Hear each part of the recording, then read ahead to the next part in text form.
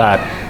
ខ្ញុំបាទឈ្មោះថេងកំសៀនជានាយកសាលាបឋមនិងមត្តេយ្យសាតពុំស្ថិតនៅក្នុងភូមិតពុំឃុំស្វាយជ្រះស្រុកស្នួលខេត្តកញ្ចេះសាលាយើងខ្ញុំទទួលបានកម្រងកុមារកម្ពុជារីករាយហៅកាត់ HCC ដែលបានគ្រប់គ្រងពីសមាគមគ្រួសារយើងសាលាយើងខ្ញុំទទួលបានកិច្ចសហការជាមួយកម្រងតាំងពីឆ្នាំ2020រហូតដល់បច្ចុប្បន្នហើយសមិទ្ធផលដែលទទួលបាននោះរួមមានអាគារសិក្សាមួយខ្នងចំនួន2បន្ទប់រោងពហុបំណងមួយខ្នងនៅក្នុងនោះមានផ្ទះបាយកន្លែងលាងដៃហើយនិងបន្ទប់ទឹកចំនួន2បន្ទប់សម្ភារៈដែលទទួលបាននៅក្នុងថ្នាក់រៀនរួមមានតុសិស្សតុគ្រូកៅអីសិស្សកៅអីគ្រូទូដាក់សម្ភារៈរបស់គ្រូហើយនឹងនៅខាងក្រៅថ្នាក់រួមមានល្បែងលេងសម្រាប់កុមារដូចជាតោងបះបើករំអិលឡើងកម្ពស់ជាដើមបាទខ្ញុំមានសេចក្តីសោមនស្សរីករាយយ៉ាងក្រៃលែងចាប់តាំងពីកម្រងបានចាប់ដៃសហការជាមួយសាលារបស់យើងខ្ញុំមកសាលាយើងខ្ញុំមានការប្រែប្រួលមួយចំនួនដូចជាកំណើនសិស្សបានកើនឡើងច្រើនជាងមុនការចូលរួមរបស់សហគមន៍មានការចូលរួមបានភាគរយខ្ពស់ជាងមុនដែរហើយមួយទៀតបរិស្ថានគឺសាលាបានកសាងសួនច្បារនៅក្នុងបរិវេណមត្តេយ្យនឹងមានដាំផ្កាជាដើមហើយគុណភាពគឺមានការរីកចម្រើនប្រសើរជាងមុនដោយសារមានកិច្ចសហការជាមួយគម្រោងនឹងដោយគម្រោងដាក់ទីប្រឹក្សាគរុកោសល្យមកប្រឹក្សាហើយនឹងជួយជំរុញជាប្រចាំបាទសូមអរគុណឡាយើងខ្ញុំទទួលបានអាហារពេលព្រឹក 100% ពីគម្រោងចាប់តាំងពីឆ្នាំ2020រហូតដល់ឆ្នាំសិក្សា2023-24ឆ្នាំ2024-25នេះសាលាមានការប្រែប្រួលបន្តិចបន្តួចដោយសារគម្រោងឲ្យខាងសាលានឹងបដិភិកជាមួយអាណាព្យាបាលសិស្សបាទដើម្បីឲ្យមេដាបេដាសិស្សបានចូលរួមបដិភិកនោះសាលាគឺបានប្រជុំជាមួយគណៈកម្មការគ្រប់គ្រងថ្នាក់រៀនហើយនិងគណៈកម្មការសាលារៀនជាមួយមេដាបេដាសិស្សដើម្បីចូលរួមពីអាណាព្យាបាលឬក៏សហគមន៍និងសាលាយើងខ្ញុំទី1គឺបានប្រជុំជាមួយគណៈកម្មការថ្នាក់រៀនហើយក្រោយមកគឺប្រជុំផ្សព្វផ្សាយផ្ទាល់ជាមួយមេដាបេដាសិស្សពីការចូលរួមបដិភិករួមមានដូចជាអាហារពេលព្រឹកក្នុងមួយពេលគឺ500រៀលអាហារសម្រន់ពេលថ្ងៃ300រៀលទឹកដោះគោក្នុងមួយសប្តាហ៍500រៀលហើយនឹងច្រាសដុសធ្មេញគឺក្នុងមួយឆ្នាំ2ដងម្ដង500រៀលហើយសាលាបានបញ្យល់ពីអត្ថប្រយោជន៍ការអាហារសម្រន់គឺមានអត្ថប្រយោជន៍ច្រើន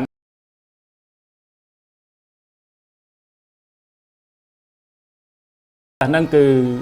បង់ក្នុងមួយខែម្ដងហើយអ្នកដែលទទួលបន្ទុកហ្នឹងគឺគ្រូបន្ទុកថ្នាក់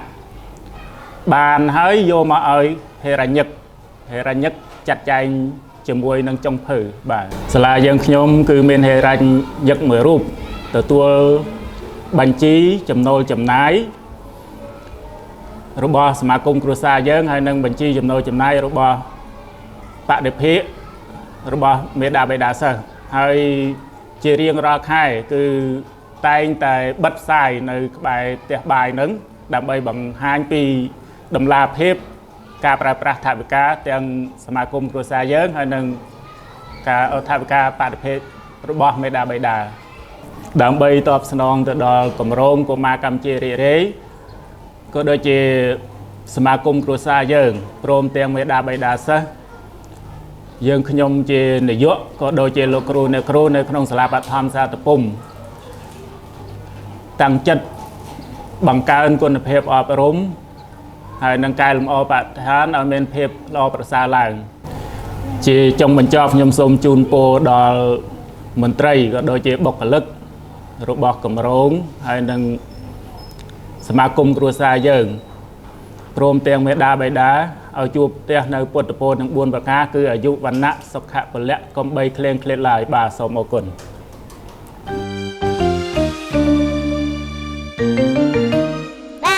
ជំរាបសួរលោកគ្រូអ្នកគ្រូនាងខ្ញុំឈ្មោះទីនឆៃអូនជាគ្រូបណ្ណរៈនៃសាលាបឋមសិក្សាតពុំនិងជាបេឡាកាន់ថវិកាអាហារពេលព្រឹកនិងអាហារសម្រន់នៅមត្តេយសិក្សាសម្រាប់តួនាទីនាងខ្ញុំពេលមកសាលាអញ្ចឹងពេលតនេគឺនាងខ្ញុំទៅប្រមូលព័ត៌មានពីអ្នកគ្រូបន្ទុកថ្នាក់នៅមត្តេយដើម្បីយកមកបូកសរុបធ្វើការចំណាយប្រចាំសប្តាហ៍ហើយមួយវិញទៀតចំពោះការប្រមូលថវិកាបដិភាគគឺយើងធ្វើការប្រមូលពីប៉ាម៉ាក់ក៏ដូចជាសហគមន៍បន្ទាប់មកនាងខ្ញុំបានធ្វើរបាយការណ៍បូកសរុបប្រចាំខែហើយបញ្ជូនទៅលោកនាយកនិងគណៈកម្មការគ្រប់គ្រងសាលាដើម្បីគាត់បានត្រួតពិនិត្យនិងអនុម័តសារៈសំខាន់អាហារពេលព្រឹកគឺជួយឲ្យកុមារទទួលបានអាហារូបត្ថម្ភគ្រប់គ្រាន់ចាជួយកាត់បន្ថយការចំណាយរបស់ប៉ាម៉ាក់ក៏ដូចជាសន្សំសំចៃពេលវេលាហើយមួយវិញទៀតធ្វើឲ្យអ្នកគ្រូតាមថ្នាក់ហ្នឹងគាត់អាចដឹងពីវត្តមានរបស់សិស្សមករៀនទៀងទាត់ឬអត់ដោយសារសាលាគឺមានកង់អញ្ចឹងពេលដែលថវិកាគម្រោងធ្លាក់មកគឺលោកនាយកគាត់បានអញ្ជើញទៅដកផ្ទាល់នៅធនាគារហើយគាត់ភ្ជាប់ជាមួយនឹងប្រកាសអនុទាននិងមូលបទានល្បាតយកមកឲ្យនាងខ្ញុំភ្ជាប់មួយថវិកាបន្ទាប់មកនាងខ្ញុំធ្វើការចាត់ចែងគឺទៅតាមសប្តាហ៍នីមួយៗចាចំពោះការចាត់ចែងគឺមានឧបសម្ព័ន្ធពី1ដល់8ចាអញ្ចឹងនាងខ្ញុំចាប់ផ្ដើមសរសេរពីឧបសម្ព័ន្ធទី2ទៅមុនគឺបញ្ជីចំណាយប្រចាំខែចាពាក់ព័ន្ធនឹងបញ្ជីនេះគឺយើងកត់ត្រាការបរិច្ឆេទប្រគល់ថវិកាទៅឲ្យចុងភៅសម្រាប់ធ្វើការចម្អិនអាហាររាល់ថ្ងៃដោយមានសញ្ញេពីនាងខ្ញុំជាអ្នកគ្រប់គ្រងហើយនឹងចុងភៅផ្ទាល់ចាបន្តមកទៀតគឺឧបសម្ព័ន្ធទី3បញ្ជីទូទាត់ប្រចាំសប្តាហ៍ដែលឧទាហរណ៍ថាក្នុងមួយសប្តាហ៍យើងរៀន5ថ្ងៃអញ្ចឹងនាងខ្ញុំត្រូវធ្វើការកត់ពីមុខម្ហូបពីថ្ងៃច័ន្ទរហូតដល់ថ្ងៃសុក្រដោយបញ្ជីនេះគឺមានការត្រួតពិនិត្យពីគណៈកម្មការសាលាអ្នកចម្អិននិងអ្នកគ្រប់គ្រងថវិកាបន្ទាប់មកចូលឧបសម្ព័ន្ធទី4គឺចំណូលចំណាយប្រចាំសប្តាហ៍ចំណូលចំណាយប្រចាំសប្តាហ៍មុននឹងប្រគល់លុយឲ្យចុងភៅគឺនាងខ្ញុំបានជជែកជាមួយគាត់ក៏ដូចជាគ្រូទទួលបន្ទុកថ្នាក់ថាសិស្សគាត់អាចមករៀនប៉ុន្មានអ្នកនៅថ្ងៃស្អែកអញ្ចឹងគឺយើងគិតថាក្នុងមួយថ្ងៃយើងចំណាយអស់ប៉ុន្មានធ្វើម៉េចដើម្បីកុំឲ្យពេលធ្វើម្ហូបទៅយើងសល់ច្រើនពេកឬក៏ខ្វះខាតធ្វើឲ្យពួកគាត់ញ៉ាំអត់គ្រប់គ្រាន់ចាអញ្ចឹងការប្រគល់ថវិកានេះគឺនាងខ្ញុំប្រហែលចំនួនសិស្សហើយប្រគល់ថវិកាឲ្យចុងភៅដើម្បីគាត់យកទៅទិញម្ហូបបន្ទាប់មកឧបសម្ព័ន្ធទី5គឺនាងខ្ញុំសរសេរជាវិក័យប័ត្រចាដោយមានចុងភៅអ្នកទិញហើយនិងសញ្ញេអ្នកលក់បន្ទាប់មកនាងខ្ញុំធ្វើការស្រង់បញ្ជីមុខម្ហូបទៅតាមថ្ងៃក្នុងសប្តាហ៍ឧទាហរណ៍ថ្ងៃច័ន្ទយើងស្លស្ងោរឆាម្ជូរគ្រឿងបាយស្រូបអីចឹងទៅចាបន្ទាប់មកនាងខ្ញុំធ្វើការបូកសរុបថវិកាចំនួន1សប្តាហ៍ចាគឺឧបសម្ព័ន្ធទី8របាយការណ៍ចំណូលចំណាយសង្ខេបប្រចាំខែសម្រាប់ឧបសម្ព័ន្ធទី8គឺយើងធ្វើការបូកសរុបចំណូលចំណាយសង្ខេបប្រចាំខែចំពោះការទុកដាក់ឯកសារគឺនាងខ្ញុំបានរៀបចំឯកសារថវិការបស់គម្រោងដោយមានភ្ជាប់មកជាមួយនឹងបញ្ជីបដិភាគរបស់កុមារភ្ជាប់មកជាមួយ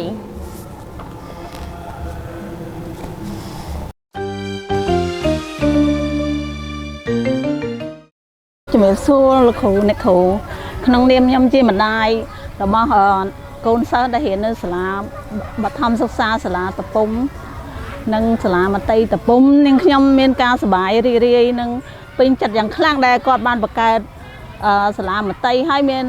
ដូចថារបបអាហារពេលព្រឹកហើយពេលថ្ងៃវិញមានអាហារសម្រន់ឲ្យទៀតហើយអញ្ចឹងខ្ញុំជាម្ដាយខ្ញុំមានការងាយស្រួលអត់លំបាកដូចថារៀបចំរបបអាហារឲ្យកូន đôi thà mình bảo bạ chất thà con tinh ấy nhắm đây đa nên là hàng khéo chứ á hay ca điệp trăm bọn này khổ để ơi con nhắm họ ngày nó nhưng mơ khơi tha lọ đôi thà con mình ca trongประหยัดca điệp trăm mà ha từng nó sao từ con điệp trăm lọ ao chấm pu bạn điệp phiền mà mượn pi pon đây là khổ có thà ơi chui nâng tầm tranh là lợi tê bị muốn là đai tê tầm tranh bán khai nâng tê hay chấm pu lôi mà mượn pi pon nên nhom tha ở tràn tê chẳng á bà ơi con trai mà ngày mà pon với mà khai dương lăng bay mơn nè pan tay mà mượn pi pon nên nhom tha mình tràn tê hói đôi tha chui mình thay hay pe ngày sắp đôi trên này khủ miền trai từ đặc cô tiệt chẳng nhom tha ở tràn tê lọ rắm thân sờ bài chất hơi trong còn bậc cao cầm thi lọ chừng năng thêm tiết nhom trong bàn nhom vô khơi tha hoàng ấy nè sợ hoàng ấy còn miền ca pin chất hay có sờ bài chất hắn vì muốn mà nè không trong ai con mà hiển đây còn miền ca khoa khát đó đập pe miền đập bò và hai chẳng còn bàn bị chun con mà hiển trần tháng màu hiển con ban vô đăng miền lọ biếp che sụp chìm điệp xu che chiêng che ai hắn lại khủ quạt bằng hiến hay tới miền bò bà ha thêm tiệt chẳng tới quạt khôn hợp nằm thế này là chẳng màu riêng hay mà khục này chẳng có chùm ruồi màu